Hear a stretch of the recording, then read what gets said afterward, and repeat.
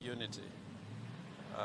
He has worked with many leaders. As I was coming here yesterday, I talked to Raila Odinga, who is out in the United States with President Uhuru Kenyatta, and he required of us in the NASA family to come together and join our colleagues in Parliament to express our condolences to the family. I think as this era comes to an end, Kenya is striving for changes, and the BBI process is ongoing. But we hope that with our brothers, Kanini Kega here, we are hoping that we're going to drive Kenya towards change, towards a new constitutional dispensation. And we are no longer members of this or that party. We're just good Kenyans. And in the fullness of time, we are going to go to Nyeri. Yes. It's going to come to Siaya, so that we build a new Kenya, the Kenya that will look to the future with hope and excitement, as opposed to a Kenya which is divided, which is tribal. And I hope that everybody who is in the political arena will follow President Uhuru Kenyatta and Prime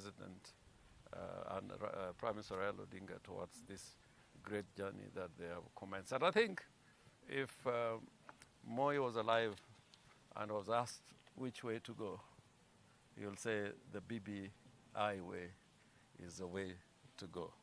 Kanini Kega. And he's the one who brought me into politics. He was a very kind man. He liked everybody. He liked people, and he liked Kenya. He always worked for unity. He wanted every community to be together. He hated tribalism.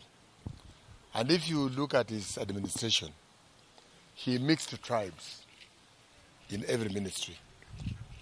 Wherever there was, if a minister was a Kikuyu, the PS was a Luo. If it was a Kamba, the PS was probably a Kalenjin. So he made sure that one ministry did not have the same people from the same community. And as you know, he likes education. He built many schools in different areas. He hardly flew from one area of the country to another. He always drove. And whenever he was driving, he met people on the roadside and he talked to them. He bought vegetables for everybody, from anybody, and he would distribute that vegetable to people who are around there, or fruits, or something like that. So he was the president of the people. The only thing I can also add is that if there is any president who enjoyed being in a position of power, it was Moi. Because when you are with your people, that's when you enjoy. When you are with the ordinary person on the ground there, that's when you enjoy the influence of power. You see? Some people say that he was a dictator. He was never a dictator. A dictator does not move and meet people on the roadside. Dictators sit indoor. They never go around. They never meet people. They never address people. They don't even go to church. But Moi was all over. He could go to the slums and talk to the smallest person ever. You see why people say he was a dictator. When this attempted coup came in 1882, you know when a coup comes, those people plan to kill you.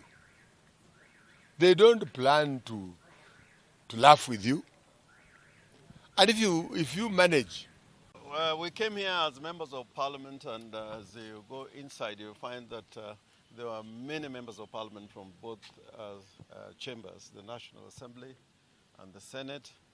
And because of the absence of the two speakers for the National Assembly and the Senate, we were given the opportunity, or rather we had been sent by the two speakers to represent them today, together with other members of parliament, to bring our condolences to the family of the late President, His Excellency Daniel Torotich Arap Moi.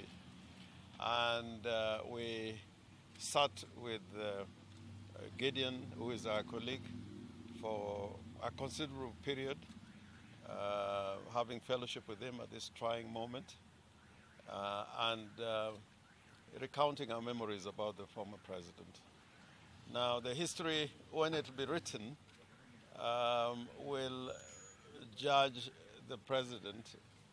I think it is wrong for us to judge. I think it is better to be judged.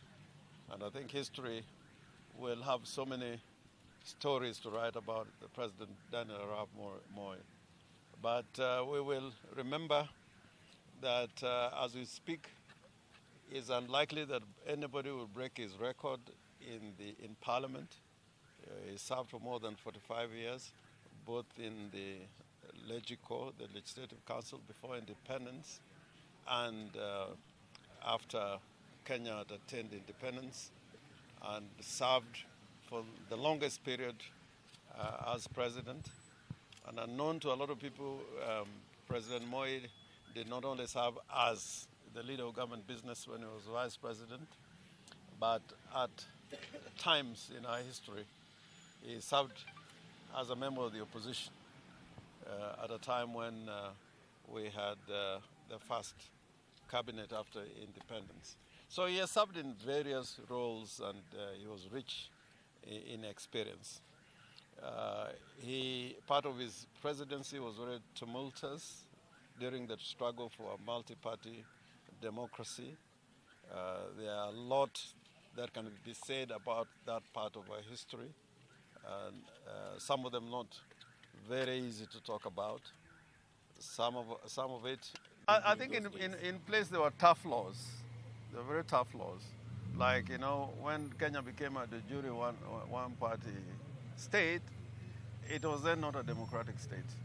When there was detention without trial, that was not the characteristic of a democratic state. But I think the more important thing is to show the readiness ultimately with which Moi had towards moving to a new dispensation.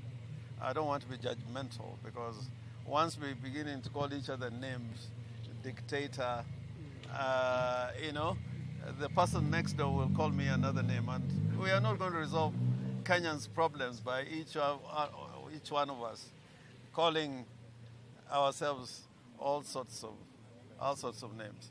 And a dictator ultimately will never leave power. And you have Cameroon, Biya is still president at over 90 years old. I think there are good examples of dictators out there. Good.